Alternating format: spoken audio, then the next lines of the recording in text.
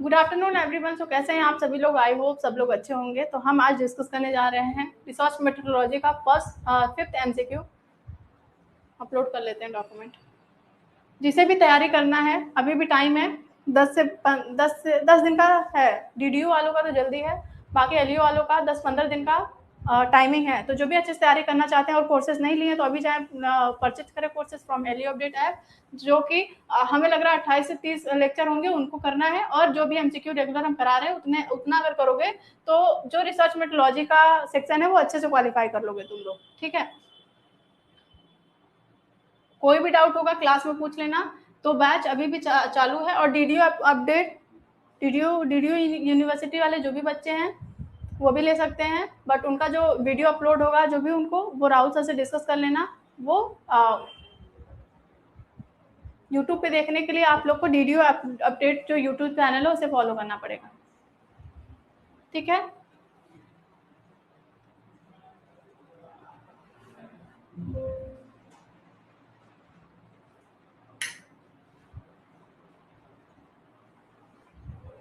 Good afternoon Tanu, Kajal, Radhe Shyam, Shashank, Pooja, Sana. Good afternoon everyone. सब लोग बताओ, स्टार्ट करिए, आ जाए। कोई प्रॉब्लम, कोई दिक्कत, किसी को कोई प्रॉब्लम है? गुड आफ्टरनून हर्ष। आज का दिन आपका कैसा है?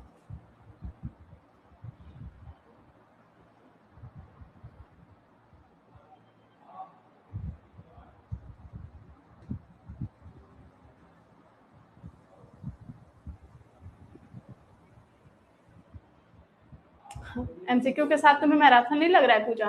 रोज तो रिवीजन होता है। एमसीक्यू से मैराथन नहीं लगता है तुम्हें?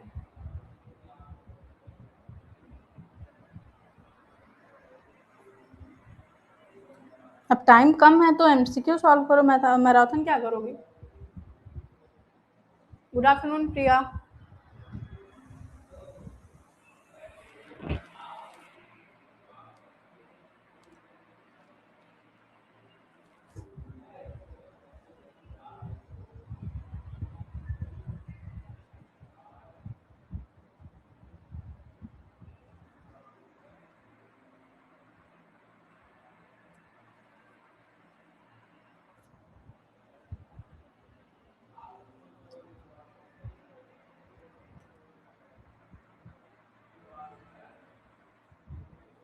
चलो स्टार्ट करते हैं। ठीक है, देखो, following are the characteristics of research except. इसमें से बोला है कि इसमें से कुछ कैरेक्टरिस्टिक हैं रिसर्च के, बट कुछ नहीं है। तो वो कौन सा कैरेक्टरिस्टिक नहीं है? सिस्टमैटिक होता है रिसर्च, रेप्लीकेबल होता है, सब्जेक्टिव अप्रोच है, या साइंटिफिक इंक्वायरी रिक्वायर्ड होता है। तो इसमें से कौन सा आंसर होगा बताओ प्लीज। जो भी आंसर देगा क्वेश्चन नंबर डाल देना और फास्ट फास्ट आंसर दो सब लोग।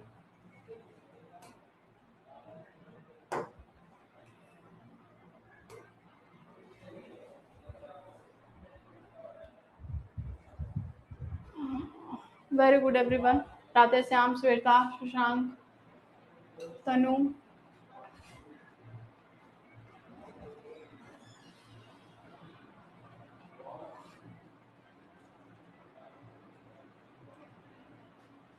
Very good. यहाँ पे करेक्ट आंसर हो जाएगा सब्जेक्टिव अप्रोच नहीं होता है। ठीक है, हमारा जो रिसर्च है वो सब्जेक्टिव अप्रोच नहीं होता है, इसमें हम प्रैक्टिकल चीजें करते हैं। हाँ, तो करेक्ट आंसर डी हो जाएगा। बाकी सिस्टमैटिक रिसर्च होता है क्योंकि ये प्रोसेस को फॉलो करता है। रेप्लीकेबल, जब हम सेम मेथड, सेम सिचुएशन में सेम मेथड, सेम या डिफरेंट डिफरेंट टूल्स को यूज करते हैं तभी हमारा सेम रिजल्ट आता है, रेप्लीकेबल होता है। और साइंटिफिक इंक्वायरी तो होता है इसमें। तो करेक्ट आंसर यहाँ पे सी हो जाएगा।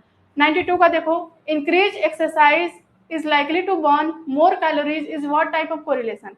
हम जितना ज्यादा एक्सरसाइज करेंगे उतना ज्यादा हमारा कैलोरीज बर्न होगा। तो ये जो हमारा कोरिलेशन है वो किस टाइप का है? Positive correlation, negative correlation, zero correlation, या both A and B? Very good Radhe Shyam, Shweta, Shashank, Kajal, Harsh. Harsh 92 का ए। हाँ, 92 का ए। सिमरन। हाँ, तो करेक्ट आंसर यहाँ पे ए हो जाएगा। क्यों? क्योंकि यहाँ पे एक्सरसाइज भी इंक्रीज हो रहा है कैलोरी बर्न भी इंक्रीज हो रहा है। वो पूरा जो है पॉजिटिव डायरेक्शन में हमारा है, इंक्रीज हो रहा है, तो पॉजिटिव होगा। ठीक है,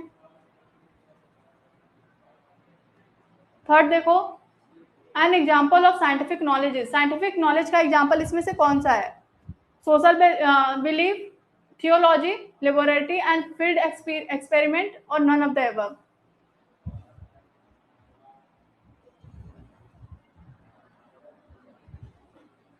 सोशल बिलीफ होता है या थियोलॉजी या laboratory and field experiment?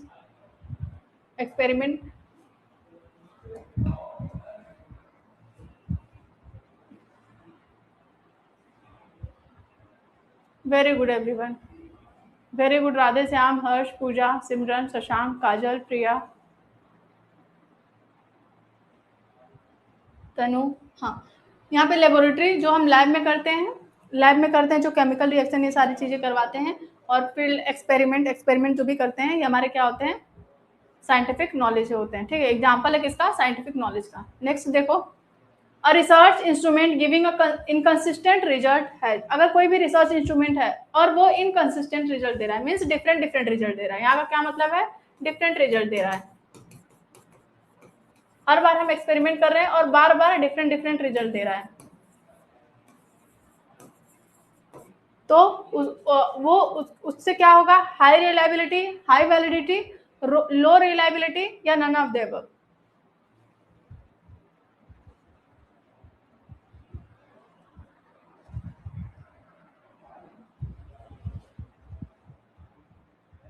Very good Tanu, Radhe Shyam, Harsh, Kajal, Simran, Shashank, Pooja, Shweta, Garima.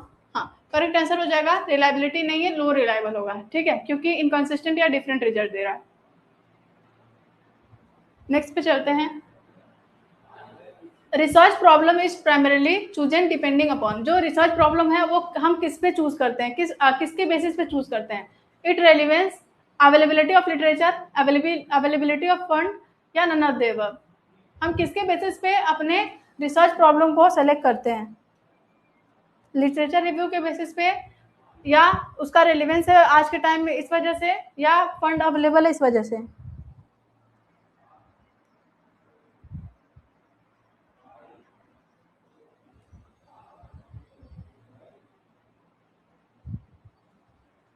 Very good Radhe Shyam, Harsh, Garima, Tanu, Puja.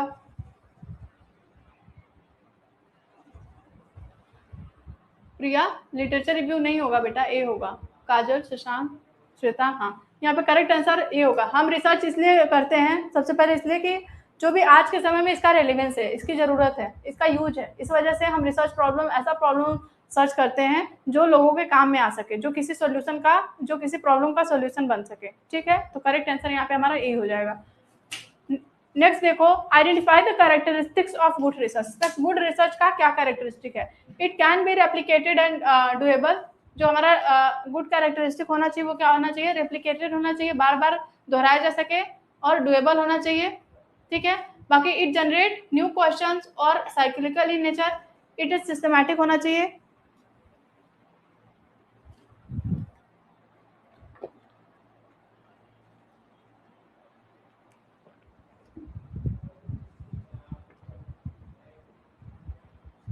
Very good everyone. ठीक है, करेक्ट आंसर यहाँ पे डी हो जाएगा। सारे फीचर हैं गुड कैरेक्टरिस्टिक्स ऑफ रिसर्च के। नेक्स्ट चलो, external validity in research refers to. External validity क्या होता है? मेथड यूज इन स्टडी, अध्ययन में उपयोग की गई विधियां, या relation of a research problem with the research personal life.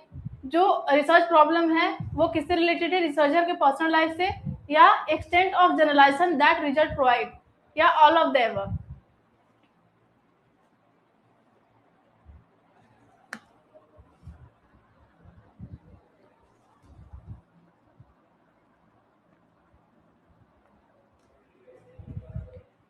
Very good, सबका सही है। यहाँ पे सी हो जाएगा कि कितना जनरलाइबिलिटी मीन्स हम रिजल्ट अपने, जो हमारे रिसर्च के रिजल्ट है उसको हम कितना पॉपुलेशन पे जनरलाइज कर रहे हैं। ठीक है, उसी के हिसाब से हमें मिलता है क्या? एक्सटर्नल वैलिडिटी, यही होता है। अब देखो, identify the features of scientific method from the following list. इस लिस्ट से हमें साइंटिफिक मेथड का हमें फीचर्स आइडेंटिफाई करना है। ये क्या होता है, clearly defined variable and procedure. जो साइंटिफिक रिसर्च होता है इसका जो वेरिएबल होता है क्लियरली डिफाइन होता है और प्रोसीजर इसका क्लियरली डिफाइंड होता है। दूसरा एम्पेरिकली टेस्टेड एंड हाइपोथेसिस होता है या लिंग्विस्टिक होता है, लिंग्विस्टिक जस्टिफिकेशन ऑफ कंक्लूजन। इसमें कौन सा आंसर होगा?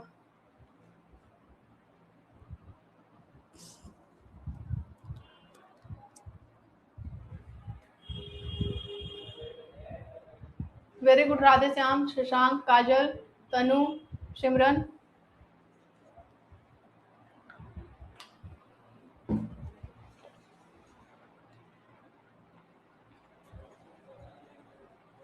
हाँ, very good everyone. Correct answer हो जाएगा both A and B.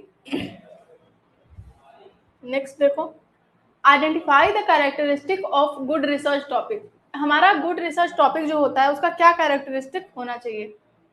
Topic is researchable, या टॉपिक इज इंटरेस्टिंग होना चाहिए, टॉपिक इज सिग्निफिकेंट होना चाहिए, या ऑल ऑफ द अबव?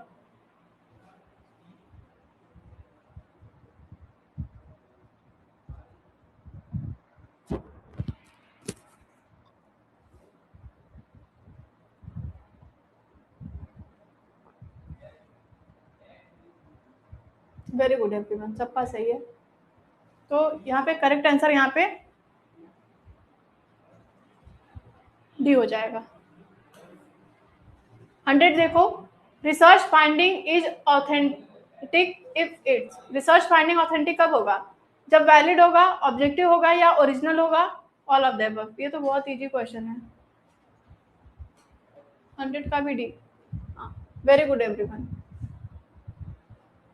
100 का भी डी हो जाएगा। अब 101 का देखो, यहाँ पे गैप देखो, validity assess whether the test look valid to the reader who read it. कौन सी वैलिडिटी एसेस करता है कि जो टेस्ट मतलब टेस्ट हमारा वैलिड दिख रहा है जो रीडर रीड कर रहा है? कंटेंट वैलिडिटी, फेस वैलिडिटी, या बोथ ए एंड बी? अब इसका अभी हम बता रहे हैं कि इसका कीवर्ड क्या है।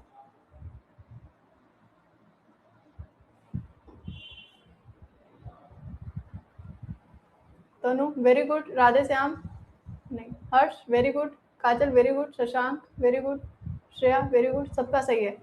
राधे श्याम आपका नहीं सही है। देखो यहाँ पे कंटेंट वैलिडिटी नहीं रहेगा, ए रहेगा, क्योंकि यहाँ पे सीधे सीधे बोल दिया है लुक वैलिड।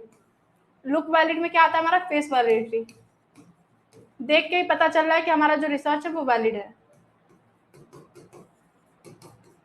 कंटेंट का कोई बात नहीं कर रहा है। कंटेंट कहाँ पे आता है? जहाँ पे आप अगर कोई भी क्वेश्चनर बना रहे हो, मिस रिसर्च में क्या रिसर्च में हर वो कंटेंट या जो सारे क्वेश्चन अवेलेबल है जो रिसर्च के क्वेश्चन को मेजर करे, वहां पे कंटेंट कॉल आएगा। यहाँ पे करेक्ट आंसर हमारा ए हो जाएगा। ठीक है, नेक्स्ट चलो, विच of the following indicator best indicate the creditability of publish research. इसमें से कौन सा इंडिकेटर बेस्ट इंडिकेट करता है कि जो पब्लिश रिसर्च है वो ज्यादा क्रेडिटेबल है? इंस्टीट्यूशनल affiliation of author, या whether journal article is peer reviewed, date of publication, या number of references? बहुत अच्छे सोच समझ के देना, इसको बार बार बताए थे जब क्लास करा रहे थे। तो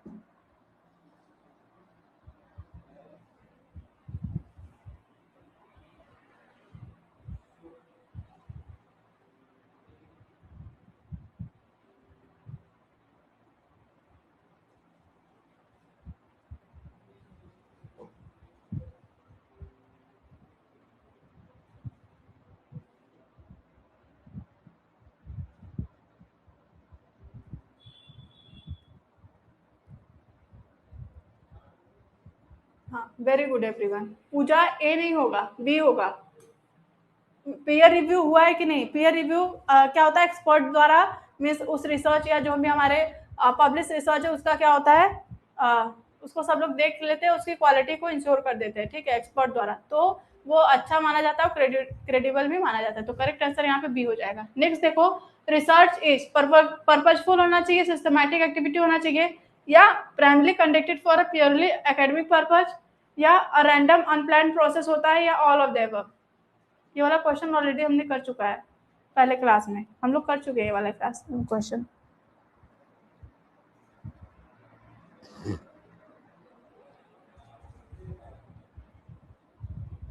हाँ, इसका करेक्ट आंसर हो जाएगा A. Very good everyone, very good. Next पे चलते हैं।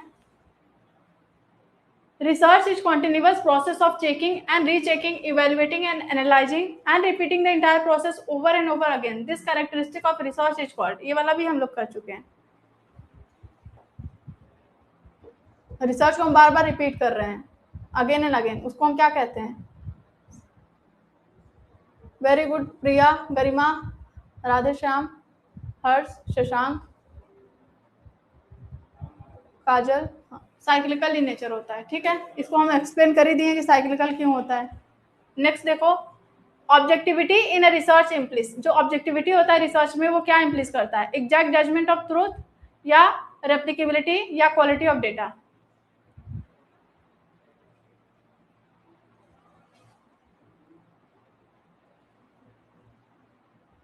वेरी गुड हर्ष, ये भी हमने क्वेश्चन किया हुआ है, लग रहा है रिपीटेड क्वेश्चन है। वेरी गुड तनु, शशांक, हर्ष, गरिमा, हाँ ए हो जाएगा, ठीक है। चलो नेक्स्ट देखते हैं। Which term best describe the consistency of measurement in research? Consistency किसको डिस्क्राइब करता है? रिलायबिलिटी को या साइंटिफिक को या लॉजिकल को या नन ऑफ द अबव?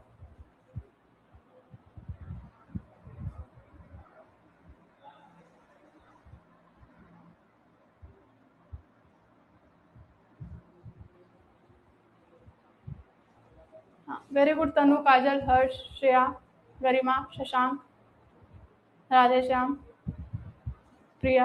हाँ, करेक्ट आंसर यहाँ पे ए हो जाएगा, रिलायबिलिटी, ठीक है। नेक्स्ट देखो, what does empirical means in a research? Empirical मतलब क्या होता है? बेस्ड ऑन बिलीफ या based on observation phenomena of the researcher या research based on relationship between variable या नन ऑफ द अबव? किसी को किसी भी पॉइंट में नहीं समझ में आएगा तो प्लीज पूछ लेना। हम ये मान के चल रहे कि ये सब पॉइंट बार बार हमने बताया तो आपको समझ में आ रहा होगा, अगर नहीं समझ में आ रहा होगा तो प्लीज पूछ लेना। हाँ, इंपेरिकल मीन्स क्या होता है? जो रिसर्च हमारा based on observation and experiment के बेसिस पे होता है। तो हमारा यहाँ पे करेक्ट आंसर क्या हो जाएगा? करेक्ट आंसर यहाँ पे हमारा बी हो जाएगा। Very good everyone. नेक्स्ट चलो, when a research actually measure what it should measure, then what the research has good reliability, validity या both A and B?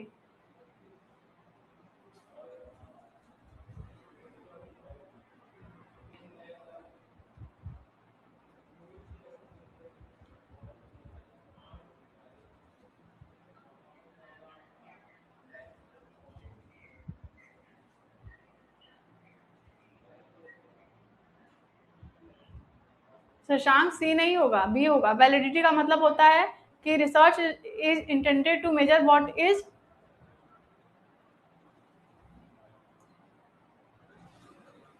Correct answer हमारा वैलिडिटी होगा, reliability नहीं होगा। रिलायबिलिटी में क्या होता है? जब हम same method, same procedure, same time पे अगर हम रिसर्च करें तो हमें सेम रिजल्ट मिल रहा है, वो हमारा होता है रिलायबिलिटी। यहाँ पे वैलिडिटी होगा, क्यों? क्योंकि वैलिडिटी का मतलब क्या होता है कि research should measure what it is intended to measure, जिसके लिए वो बनाया गया वही चीज मेजर करे। तो हमारा करेक्ट आंसर बी होगा, ना कि हाँ। तो प्लीज इसको कंफर्म देख लेना, सही कर लेना सब लोग। नेक्स्ट देखो, control variable is a term use in, जो हमारे कंट्रोल वेरिएबल होते हैं वो किस में यूज होते हैं? सर्वे में, हिस्टोरिकल में, एक्सपेरिमेंट में या डिस्क्रिप्टिव में? ये भी इजी है।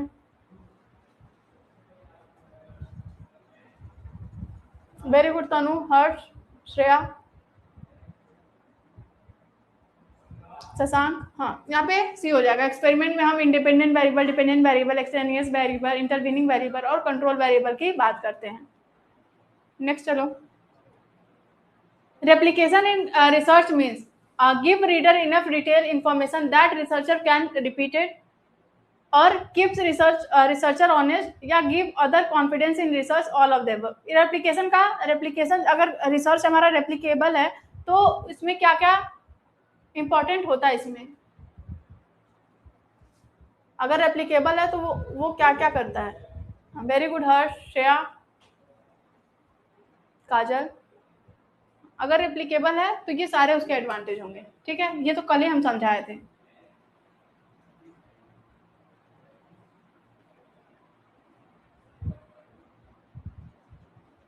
आज बहुत इजी जो क्वेश्चन आ गया है ना। नेक्स्ट देखो, following are the characteristic of research except, इसमें से कुछ कैरेक्टरिस्टिक है रिसर्च के, बट इसमें से कुछ है जो नहीं है, उसी को बताना है। सिस्टमैटिक, रेप्लिकेबल होता है, सब्जेक्टिव अप्रोच होता है, या साइंटिफिक इंक्वायरी होता है। यार ये वाला रिपीटेड है 11 में, हाँ ये वाला रिपीटेड है, तो इसको चलो नेक्स्ट करते हैं। इंक्रीज एक्सरसाइज, अरे यार ये भी तो रिपीटेड है, चलो आंसर दे दो। ये इसका तो यही होगा। चलो 114 का देखो, the initial phase of research, जो हमारे रिसर्च होते हैं उसका इनिशियल फेज क्या होता है? Problem identification, report writing, data collection, या नन ऑफ द अबव? हाँ श्वेता, रिपीटेड क्वेश्चन है। नेक्स्ट देखो, नेक्स्ट आंसर दो।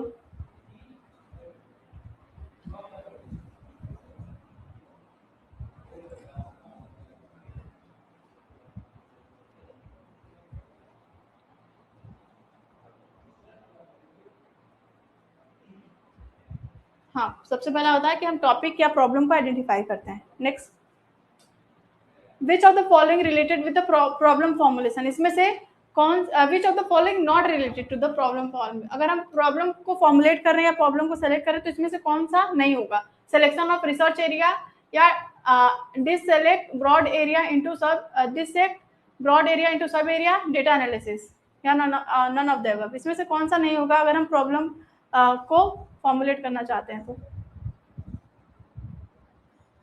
प्रॉब्लम को फॉर्मुलेशन का वो स्टेप लिखवाए थे ना, वो सबको स्टेप याद रखना है यहाँ पे। Very good everyone, very good Tanu, Garima, Radhe Shyam, Shreya. Correct answer यहाँ पे हो जाएगा सी। ये क्या है? रिसर्च का प्रोसेस है, ये पूरा रिसर्च के प्रोसेस में आता है, ना कि प्रॉब्लम के फॉर्मुलेशन में आता है। ठीक है, तो इसको याद रखना। नेक्स्ट चलो, in the process of conducting research, formulation of hypothesis is followed by report writing, analysis of data, selection of a research tool, collection of a data। बताओ, जो हाइपोथेसिस को फॉर्मुलेट करते हैं वो किसको फॉलो करता है? मींस किसके पहले आता है?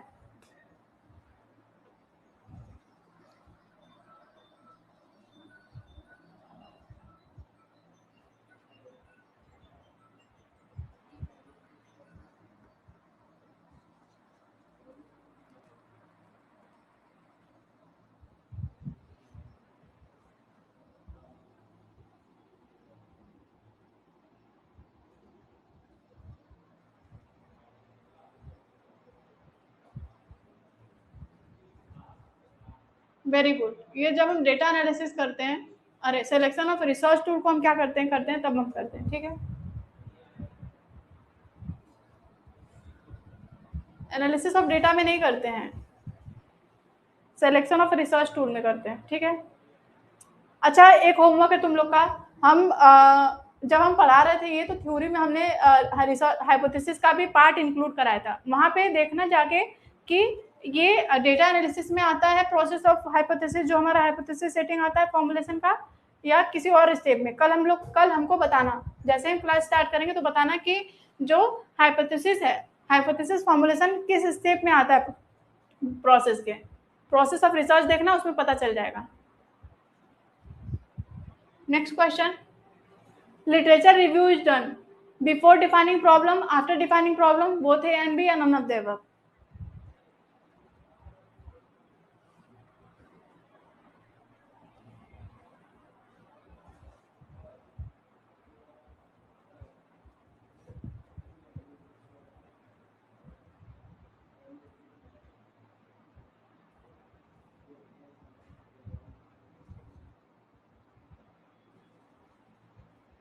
Very good Pooja. No, Pooja आपका गलत है।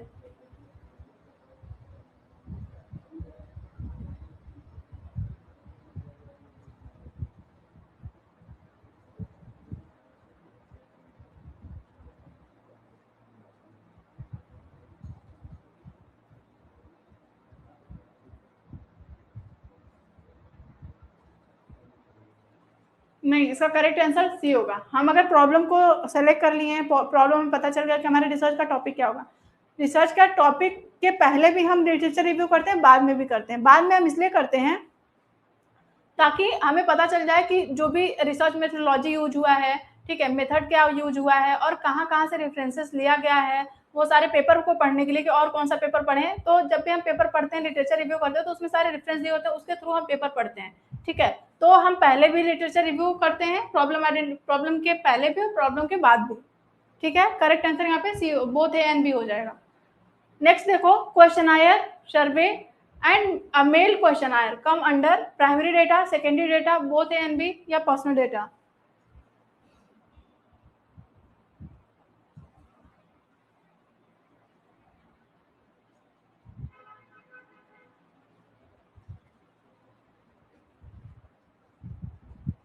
Very good Radhe Shyam, Shreya, Shashank, Harsh. हर्ष आपका गलत है। क्वेश्चनायर सर्वे और मेल्ड क्वेश्चन जो भी होता है ये प्राइमरी डेटा कलेक्शन में आता है, ना कि सेकेंडरी में आता है, ठीक है। गरिमा, हर्ष, इसको क्लियर कर लेना। पूजा आपका भी गलत है।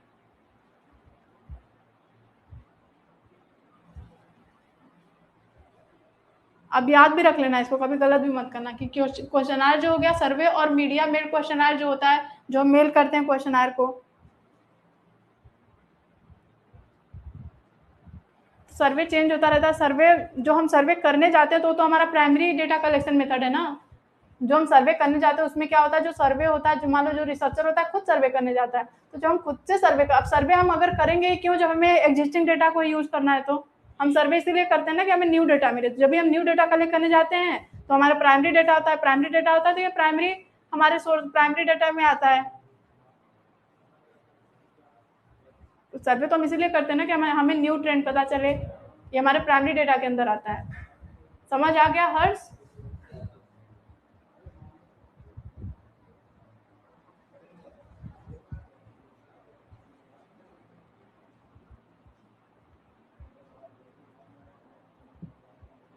हाँ, तो करेक्ट आंसर यहाँ पे ए हो जाएगा। अब देखो next, a blueprint of research work is called research problem, research design, research tools या रिसर्च मेथड।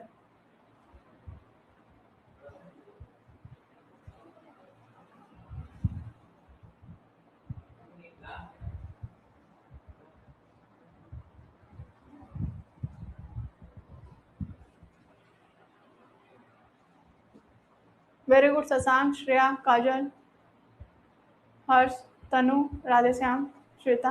हाँ, यहाँ पे करेक्ट आंसर हो जाएगा रिसर्च डिजाइन, जिसको कि हम ब्लूप्रिंट ऑफ रिसर्च भी कहते हैं या प्लानिंग, ठीक है, research planning.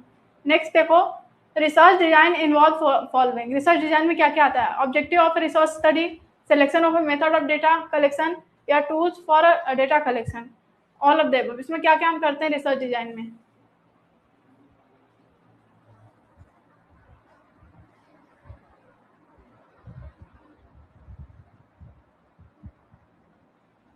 Very good everyone, यहाँ पे डी हो जाएगा कि हम इसमें सारी चीजें करते हैं।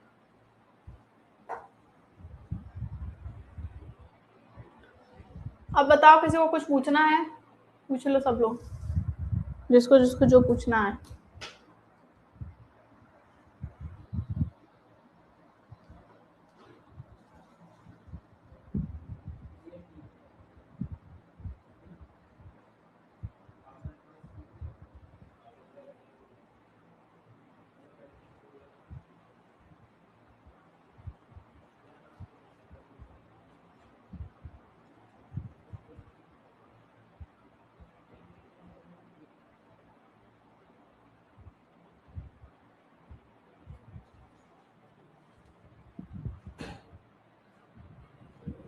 हाँ, यूनिवर्सिटी पे ही होगा।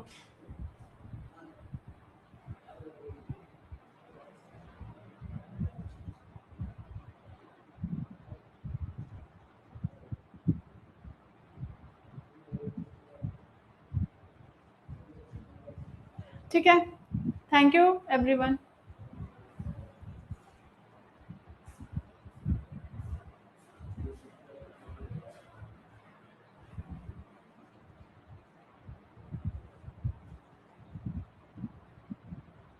नहीं, अफिलिएटेड में होगा श्रेया।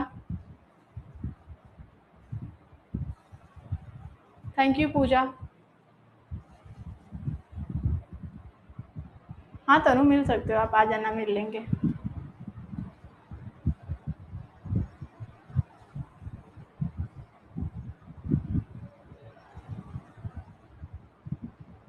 प्लीज़ अगर कुछ भी आप लोग को प्रॉब्लम हो मेरे पढ़ाने से या कुछ भी, दोनों होती है, ठीक है? तो आप लोग प्लीज़ हमें बताना, हम उसको इम्प्रूव करेंगे, हम किसी भी तरीके से बस चाहते हैं आपको समझ आए, ठीक है? तो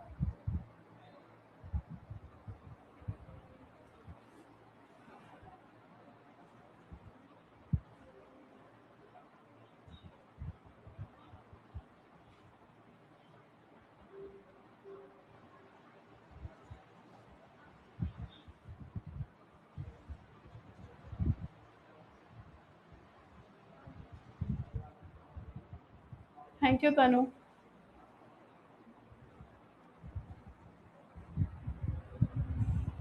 मेरा एम है, मैं बहुत अच्छी असिस्टेंट प्रोफ़ेसर बनना चाहती हूँ। और मैं हम देखे हैं, मतलब अपने पर्सनल लाइफ में बहुत एक्सपीरियंस किया है कि जो प्रोफ़ेसर होते हैं क्लास में, पढ़ाते नहीं हैं, बच्चे परेशान रहते हैं, हम भी बहुत हुए हैं। जितने बड़े इंस्टीट्यूशन होते हैं, वहाँ पे ऐसे ही होता है। मैं वैसा कभी नहीं बनना चाहती।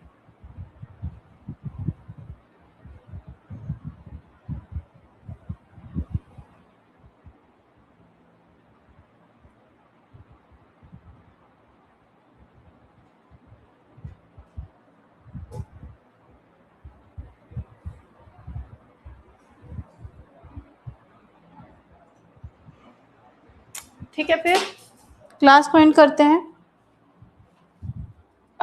Thank you. अच्छे से रिवीजन करना, अच्छे-अच्छे मार्क्स लाना तुम लोग।